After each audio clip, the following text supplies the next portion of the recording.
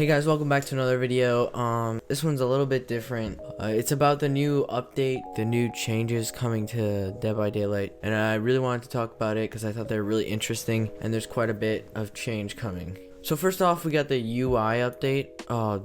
They've greatly changed the UI to give more information in the simplest way. Some of the changes are character portraits, hook progress markers, which basically means it shows how many hooks someone's on, and UI scale options, which is like scaling the size of things on your UI to what you like. What I thought was very interesting is they said that they purposely made it so that streamers and people, I'm guessing with face cams, can easily fit their face cam on it.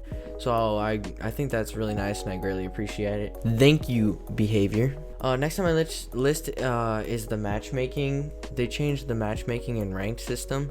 They said they were working on bringing in skill-based matchmaking instead of using your rank to create the best match for you. It will now reward you with a certain amount of blood points depending on your highest rank at the end of the month. So it kind of makes your rank more of just a reward system. And there was some extra information and links that I'll add in the description if you guys want to look into that some more. But another thing I'm so excited about is the Survivor Locomotion animation update, which basically means Survivor animations are changing, so they're updating different animations to make them look smoother or better. I'm just gonna play the video from the notes because it's kind of hard to describe animations.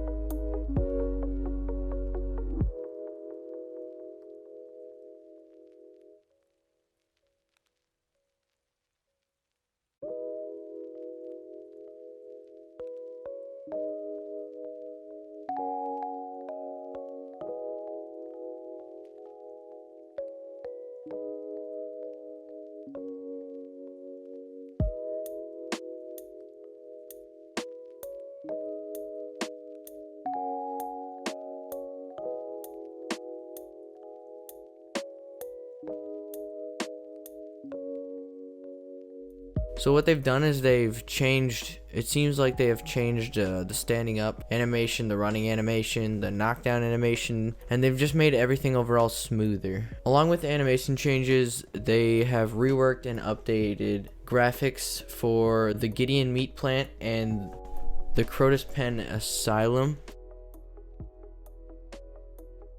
In the notes, they only released a few pictures, so I'm gonna link a creator who got the early access test build in the description if you guys want to see more on that. But yeah, there wasn't too much information on that other than the pictures. A smaller change I think that is interesting is a rework of the perk Hex Undying. There are a few other minor perk changes, but basically what the change is that when any totem is cleansed, Hex Undying will replace it. So it doesn't matter, it doesn't have to be the right one, or it's not a guessing game anymore. Your Hex Undying will always replace it. But it also, instead of taking away your tokens when it transfers, it'll keep your tokens. So that's really, really good for perks like, or hexes like Devour Hope and stuff like that. Oh, and also they changed the aura reading ability, like when someone's near the totem, to only dull totems, so it won't happen on totems that you're using.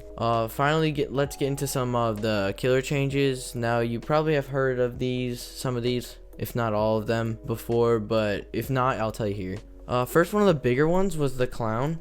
They changed his ability a bit by adding a second kind of bottle you can switch to called the Afterpiece Antidote.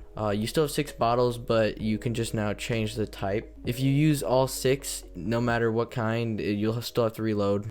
What the antidote basically is the opposite of the original clown gas. It speeds anyone that goes through it by 10%. But first it starts out in like a passive state where it's gray, and then it changes yellow, and that's when the ability is active, when you can run through it. Also, if the two types of bottle abilities will cancel each other out. So if you run through the speed and then you run into the normal gas, it will cancel out the abilities. I'm expecting to see a crap ton of interesting clips and stuff with these two bottles, and I'm honestly really excited. The next update is the Trapper, and it changes the way the survivors can escape his traps. Right now it's a 25% chance that you'll get out, so you'll either get out right away or you could get really unlucky and be in it until he gets there and gets you. So it was kind of annoying, but now they changed it so it's a flat rate, which means you have 6 chances in total. So 6 being the 100% chance you'll get out, but from 1 to 3 you have a lower chance than normal.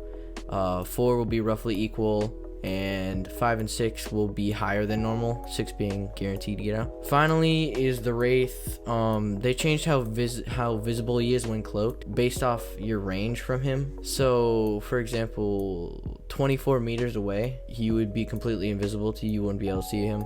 But as soon as he below 24 meters, from 24 to 16 meters, you can see him somewhat, a little less than normal than now.